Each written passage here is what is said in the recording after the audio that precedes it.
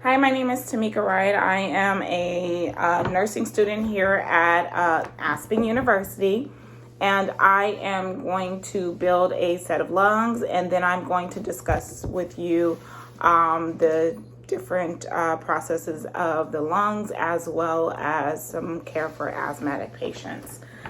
So this is what I have as my product. I have a 2-liter bottle. I have some tape.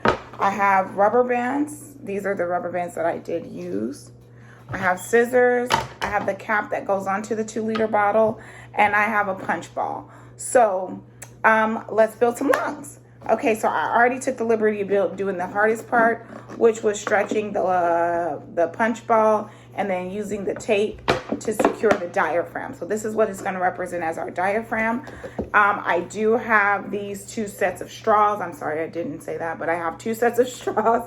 I was able to also have 2 9-inch balloons, and these are going to act as our lungs. So let's get started here. We're going to go ahead and push these down, and this is going to be our lung capacity, which is going to be our thoracic cavity, which is typically where the lungs are. Not typically, this is where the lungs are. Okay, and so we have that to go in. Hold on. Nope, I did that wrong. So we're going to put these into the caps of the lungs. I don't know what just happened here. What's this? Okay, so we got 1 hole in. Okay, good. Now we're going to push another one of these bronchial tubes. Now these allow the airway into the lungs. Okay, and pushing that through. It shouldn't be so difficult, but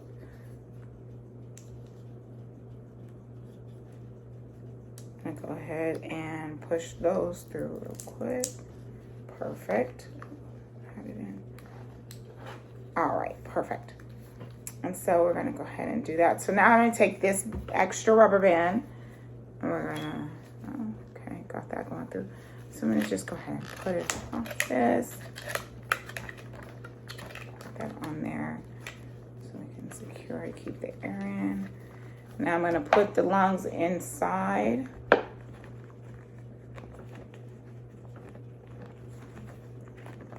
That act as our thoracic cavity. There we go. And then go ahead and close that. Secure it here. Voila, we have a set of lungs here. All right, with our bronchial tubes.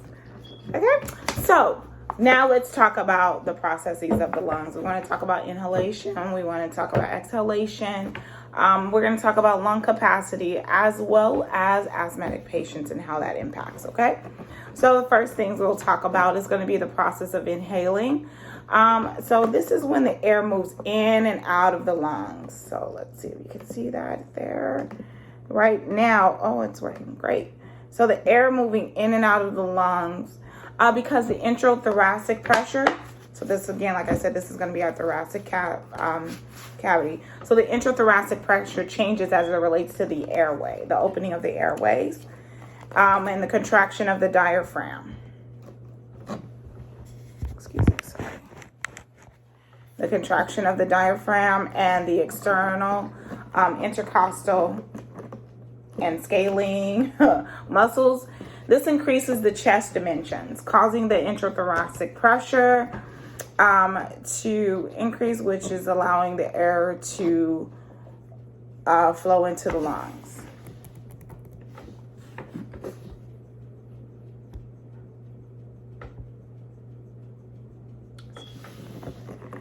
All right, so as the external intercostal and scalene muscles increases, the chest dimensions causes the introthoracic pressure to decrease, allowing air to flow into the lungs.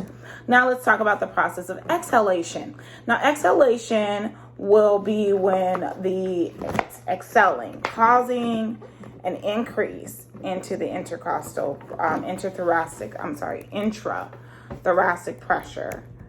That will cause the decrease of the chest dimension, which forces air out of the lungs, okay?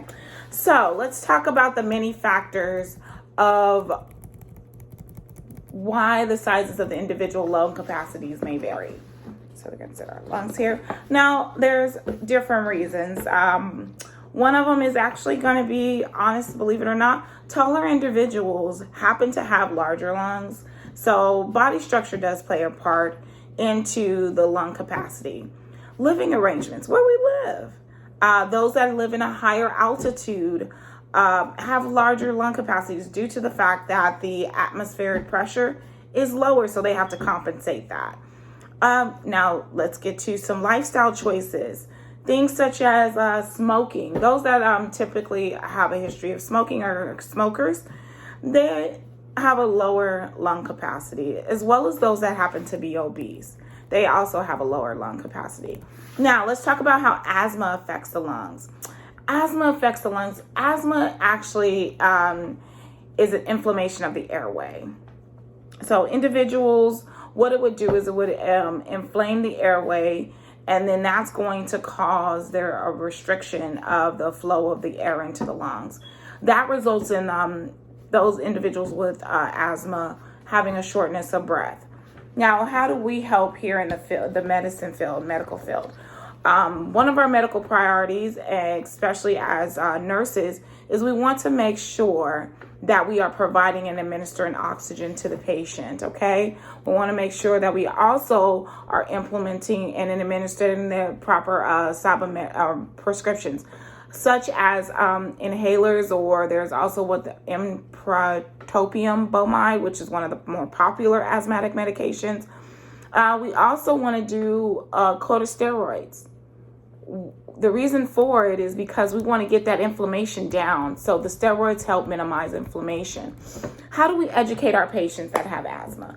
Well, one of the major things we want to let them know is, what are the triggers? What are your triggers for exacerbation? So we want to let them know things of higher altitudes. We want to let them know things of smoking and strenuous activities. That can definitely be something that they want to be aware of. What happens if they are starting to engage or have a exacerbation with their shortness of breath for asthmatics? We want to implement or teach them about pursed lip breathing. Okay, and so that would help them, as well as deep breathing exercises. Believe it or not, these are very, very, very vital, and we want to make sure that our patients that are asthmatic know how to do them. They are slow, deep breathing exercises. So we want to teach them about the practices of those things. Now, good thing is that we also want to let them know about community resources. One of the nearest community resources from my location here in Chandler, Arizona, is going to be the Allergy Associates and Asthma Company. That they are allergists here in Chandler. So they specialize that. Their address is 2248 North Alasco Road. They're in suite number 104 here in Chandler, Arizona. And they are open from 8:30 to 5 p.m. So these are things that we want to provide for our patient, of course, in their own geographic area. So that is all I had today, teaching you about the lungs. We wanted to talk about asthmatic patients and inhalation, exhalation.